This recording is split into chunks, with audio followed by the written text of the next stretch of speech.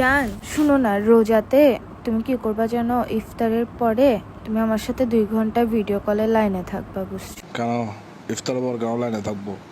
একেবারে রাতে রাতে কথা বলবো, তারাবির নামাজ কালাম পড়ে টরে আসে বাসে এসে তারপর কথা বলবো যে কেন কেন কেন মানে কি, একটু আগে দেখলাম যে রিলসের মধ্যে বন্ধুরা ইফতারের শেষ হওয়ার সাথে সাথে দূর মারে সিগারেট খাওয়ার জন্য, কোনাচে আনাচে কানাচে। এই জন্য তুমি যাতে যাইতে না পারো, তোমার যাতে সিগারেট খেতে না হয় বন্ধুদের সাথে, এই জন্য তুমি আমার সাথে লাইনে থাকবা, আমার সাথে কথা বলতে বলতে সিগারেটের কথা ভুলে যাবা, তারপরে তারাবির নামাজ পড়তে চলে যাবা। সবচেয়ে বড় কথা হচ্ছে আমার বান্ধবীদের মধ্যে বান্ধবীর বয়ফ্রেন্ড একটাও সিগারেট খায় না, সব বান্ধবীদের বয়ফ্রেন্ডদের মধ্যে শুধু তুমি একমাত্র সিগারেট খাও, তো আমার থেকে খারাপ লাগে না?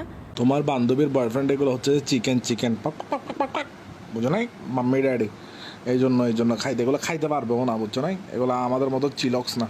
কোনো কথা বেয়াদবি করতেছো যে তুই আমার সাথে তোর ভালোর জন্য বলছি সিগারেট খাই মরতি, সিগারেট না খাইলে চিকেন, আর সিগারেট খাইলে কি তুই মাটন হয়ে যাচ্ছ? যে মাটন যতই হয় না কেন বেশি হইলে বুঝছোস মানুষের প্রেশার বাড়ে, এটা বাড়ে ওইটা বাড়ে, অসুস্থ হয়ে জায়গা মানুষ।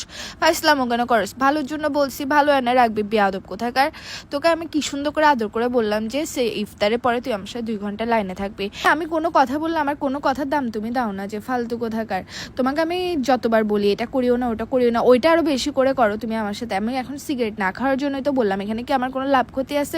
স্বাস্থ্য ভালো থাকলে তো তোমার না ভালো থাকবে। যে আফসার আবার আমার সাথে ফোন দামি করা ছাড়া আর কোনো কাজ থাকে না তোমার, এত আদর করে বললেও কোনো কাজ হয় না, এই জন্যই তো তোর সাথে আমি ঝগড়া করি ফালতু কোথাকার। একদম সিগারেট খাইতে যা না, ব্রেকআপ করে দিব যে আবার।